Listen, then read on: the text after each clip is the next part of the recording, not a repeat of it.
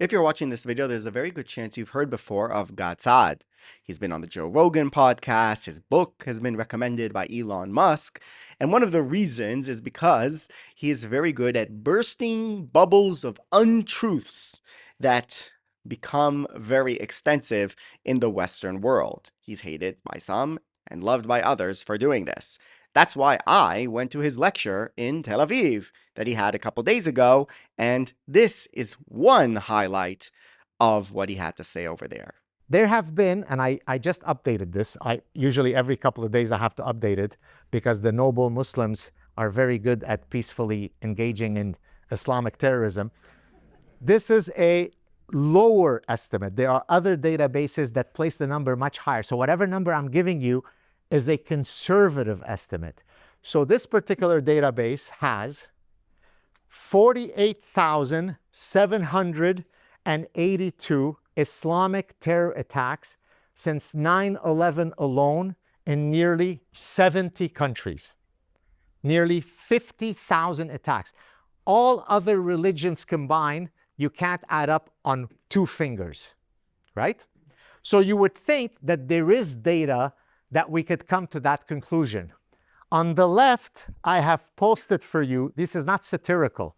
These are, I could give you all of the references, what Western thinkers try to offer as the real reasons of those Islamic terror attacks. I won't mention all of them, but I'll mention a few that are some of my favorites.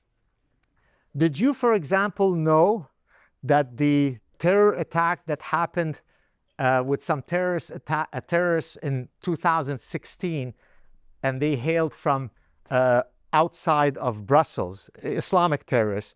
It turns out, look at the 4th one, lack of adequate exposure to art. So for example, one of the reasons why I make sure to always take our children to museums is because if I don't expose them to enough Chagall and Picasso, they might go ahead and join ISIS. Because there's a very direct line between Islamic terror attacks, putting bombs on buses, and not being exposed to enough art, or beard bullying. So that's why I keep my beard very tight, because it's a very short step for me to join Al-Nusra. And by the way, I'll just mention one more, climate change. Bill Nye, the science guy, explained to us that the Bataclan terror attack that killed nearly 200 people in Paris was very conceivably linked to solar panels. That's what a parasitic mind looks like.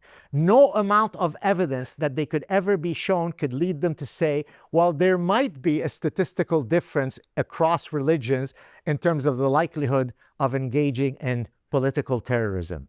No, that can't be. For some of you who may or may not know, over the past 25, 30 years, some say even longer, there has been, they're euphemistically referred to as grooming gangs.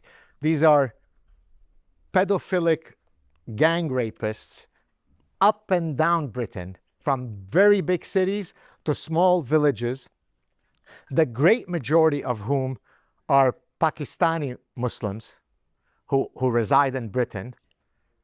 Yes? Now let's look at some of the real culprits of those gang rapes.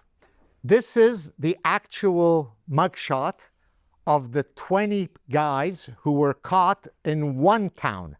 It's a small town called Huddersfield, but there are many, many other towns. I'm just going to read you the names of a few of them, okay? Because I still haven't been able to identify any commonality. You have Irfan Ahmad, Zahid Hassan, Muhammad Kamir, Muhammad Rizwan Aslam, Nahman Muhammad, Wikas Mahmoud, Muhammad Irfraz, Muhammad Azim, Muhammad Akram, and on and on. So I put up on social media, I said, look, I don't have the big data analytic mind to be able to put it all together. Could somebody help me out? People wrote back to me both privately and publicly and concluded, who's the real culprit? Jews. Very good.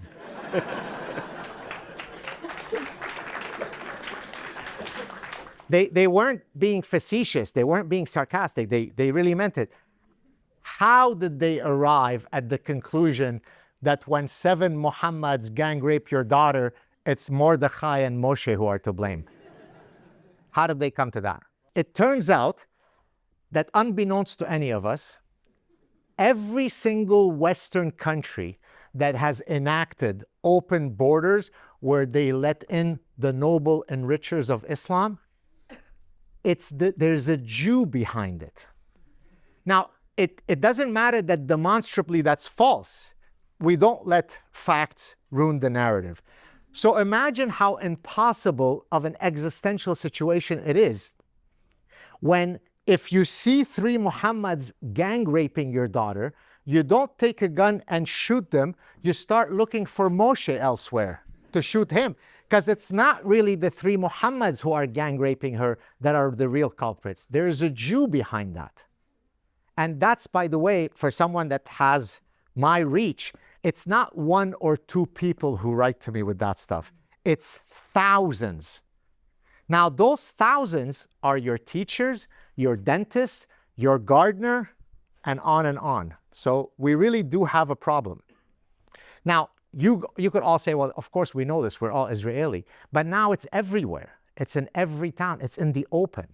I always now say, I long for the beautiful days when I was in the Lebanese Civil War, given the types of Jew hatred that I now receive, where I have to have bodyguards with machine guns around me.